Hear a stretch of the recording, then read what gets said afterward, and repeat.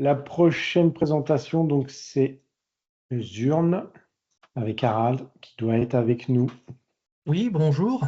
Bonjour, Bonjour. C'est Harald. c'est Harald, Albert. enchanté. Eh, enchanté. On voit bien ta présentation. Est-ce que vous m'entendez? On t'entend très bien et on voit. Ok, très bien. Donc, d'abord, merci beaucoup pour la possibilité de faire une présentation pour l'AFMEX. Eh bien, pas de souci. Je te laisse dérouler du coup ta présentation. Ok.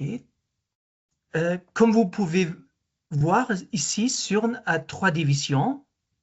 La première division est Surne comme un concessionnaire John Deere et autres matériels agricoles. La deuxième division est Surne Harvesting avec la production de barres de coupe et écimeuses récolteuses dans le site à Merchingen.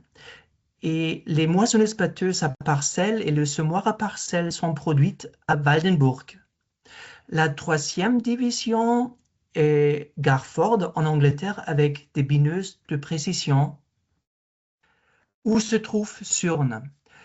Euh, vous voyez ici, ici c'est Strasbourg, environ ici, et on est là. C'est l'ancien site de production de l'entreprise Ege. Ce sont environ 2 heures et demie de Strasbourg à Waldenburg. Maintenant, j'aimerais vous présenter la gamme de produits Surne. Début 2004, on a commencé de construire une nouvelle moissonneuse-batteuse à parcelles, la Surne 150, qui est un mix entre la Ege 140 et Ege 160, par une équipe d'anciens employés Ege. Peut-être vous savez que Ege a été euh, acheté par Wintersteger dans l'année 1999 et on a été licencié 2003, 2002, 2003 et on a dit ce serait très dommage si tous les savoirs seraient disparus. Donc on a se regroupé, on a contacté Rolf Surn qui est voisin de Monsieur Ege et on a recommencé par la Surne 150 au début. Euh, C'est-à-dire, on a une rétrospective de plus de 60 ans des expériences. Maintenant, j'aimerais commencer avec la Surne 160, qui est fait pour des essais, pour les grandes parcelles et pour des multiplications de toute culture. Il a une construction très compacte et robuste, bien adaptée pour le battage de rangs au milieu chez des parcelles de maïs de 4 ans. Il a une grande pureté de matière récoltée grâce à l'utilisation de transport de bande et pneumatiques. Le nettoyage interne de la machine est très facile grâce à des accès partout. On peut équiper la Surne 160 selon les besoins du client avec un système de pesée et prise d'échantillons, un système de gestion de parcelles et aussi des analyses de taux d'humidité INIRS.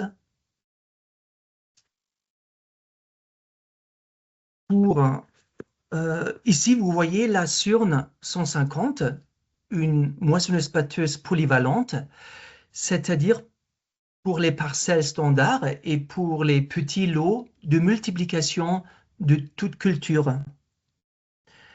En plus, il a une excellente propriété du grain sans mélange entre les parcelles et la machine de base polyvalente est avec une grande gamme d'équipements accessoires permettant une parfaite adaptation pour les applications les plus diverses. La Surne 130 a aussi une grande pureté de la matière récoltée. Il est transportable avec une remorque de voiture.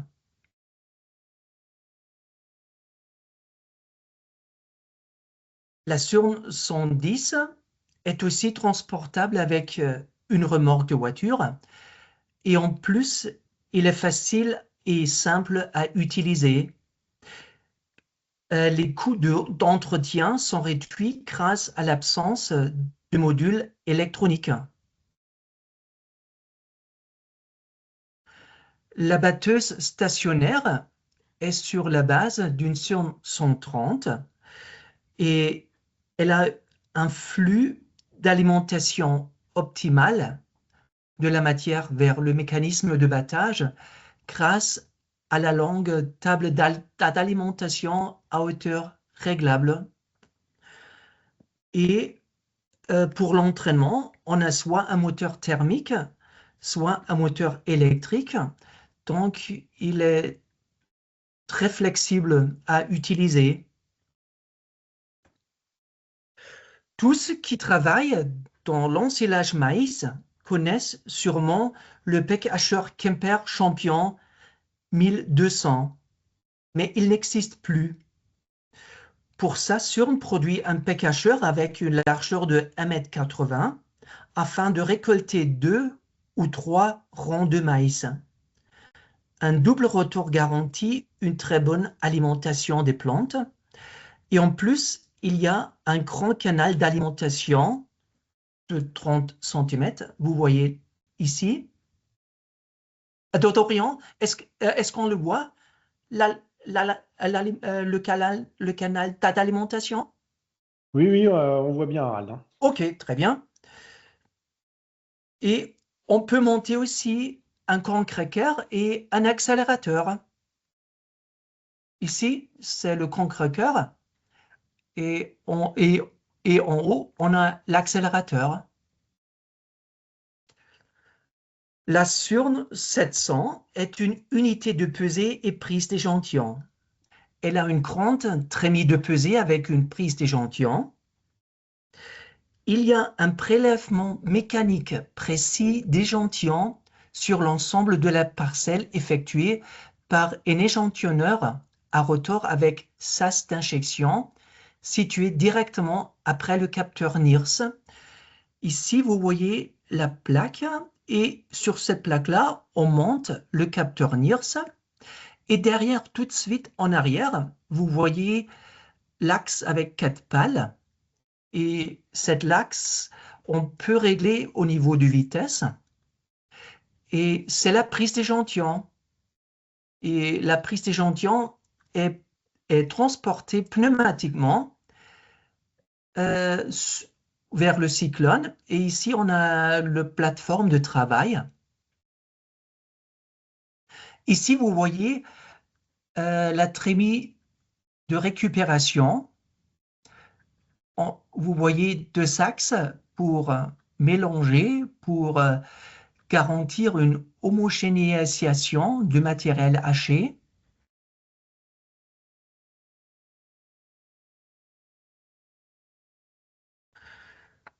Avec le Surne 550, on a un porte-outil enjambeur multitalent.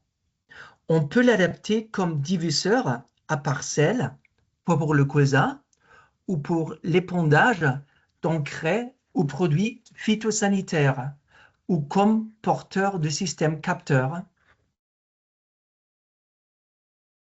Donc, vous voyez ici, on a un pulvérisateur. Et ici aussi. Ici, on a un épandeur d'engrais, le Surne 55PN, ou avec le diviseur à parcelle. Ici, vous voyez le porte-outil avec différents capteurs pour le phénotypage. Son petit frère, Surne 540, peut faire la même chose, mais est équipé sans cabine et avec un moteur moins performant.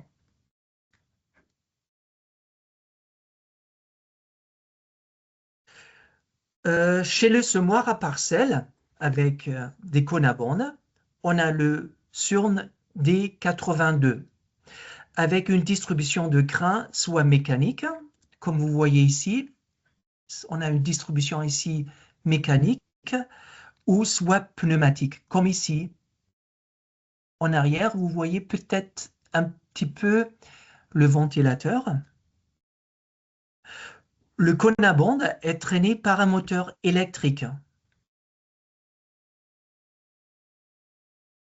Son petit frère, Surne D62, a une distribution de crins mécaniques. Ici, c'est la distribution mécanique.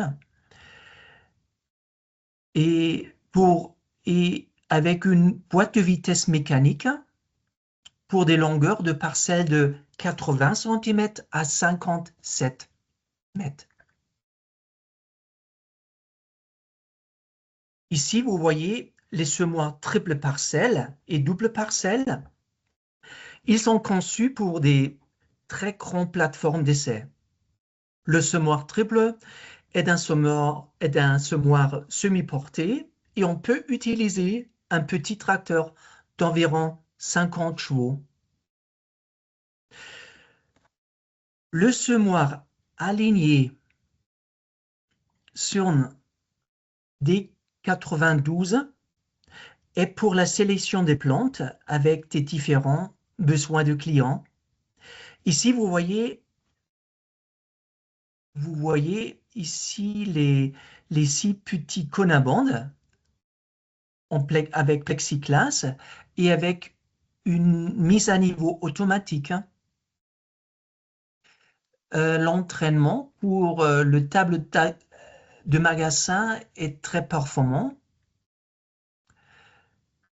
Le petit frère du semoir aligné D90 est aussi pour la sélection de plantes. Il est équipé avec des composants moins chers et donc c'est une machine très économisée. Concernant l'épandeur d'engrais, on a le Surne D55PN pneumatique. C'est un épandeur sur la base de Rauch concernant le dosage et la distribution. Comme vous pouvez voir ici, on a 4 différentes longueurs de travail, 9 mètres, 10 mètres 50, 12 et 15 mètres. Pour la distribution précise de différents types d'engrais granulés et ou différents volumes d'engrais, on offre l'épandeur Surne D51. Il est équipé avec un cône à bande. Et comme vous voyez ici, on a aussi une boîte de vitesse mécanique. Ici, vous voyez l'atelier de production pour la Surne 150, 130 et 110. Pour l'inspection finale, on a un bac d'essai. On y laisse tourner la machine pour minimum 3 heures à plein régime.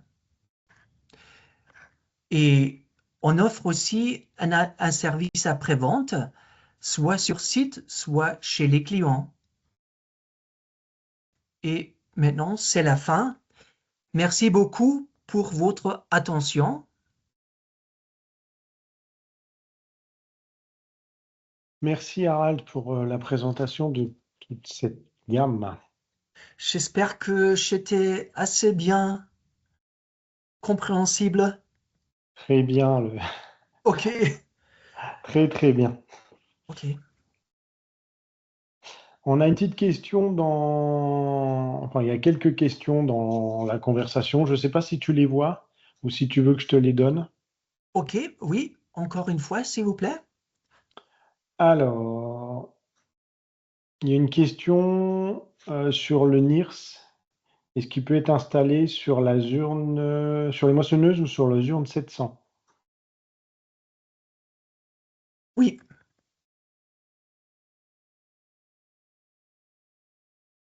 oui, Oui, oui, il peut être installé sur les deux. les deux Oui, appareils. soit Polytech, soit Zeiss Alos, soit ou soit Zeiss Corona Extreme. Oui. Après, on a une question sur le bloc Zurn 650. Est-il similaire à un Selmac?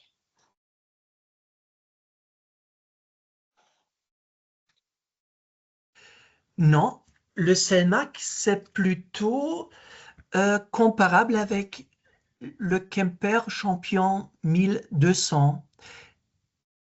Le CELMAC a une largeur de travail de 1,25 m et il a seulement un rotor. Ici, on a deux rotors,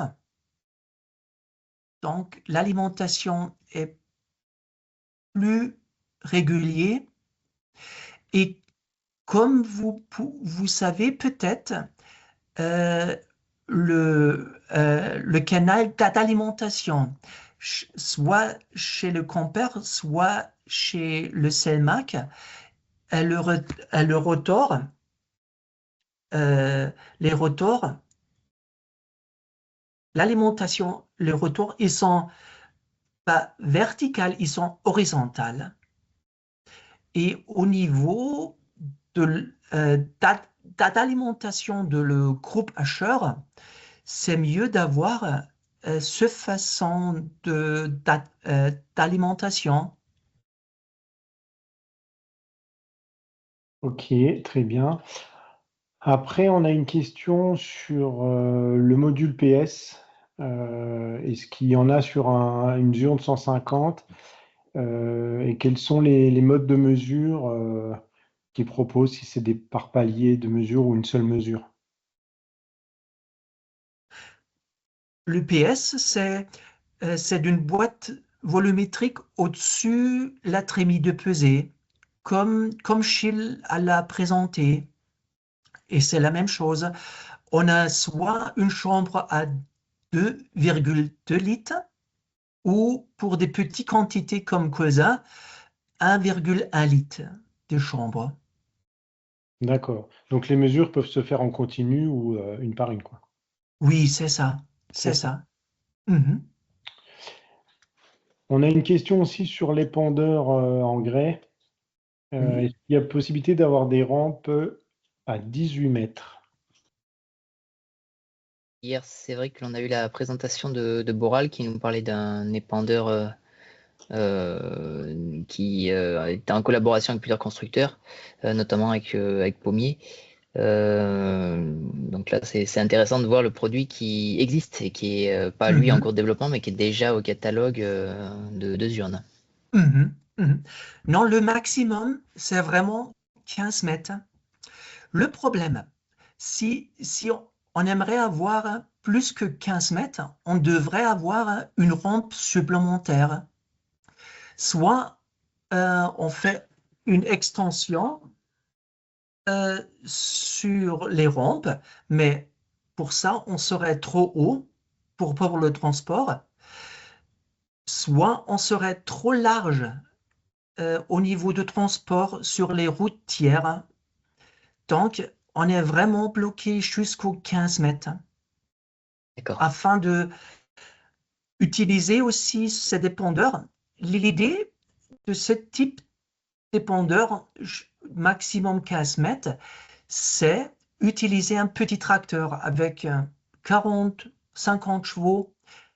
Et si on peut utiliser un petit tracteur, hein, on a moins de pression sur sol. Donc, c'était la conception. C'était vraiment l'idée de rester dans le cadre de maximum 15 mètres. Ouais, c'est vraiment une histoire de conception pour rester sur du gabarit routier avec du petit tracteur, quoi. C'est ça, c'est ça. Oui. J'ai pas d'autres questions dans la discussion. Il reste encore quelques minutes si quelqu'un veut poser des questions en direct ou Mhm. on a un peu de temps.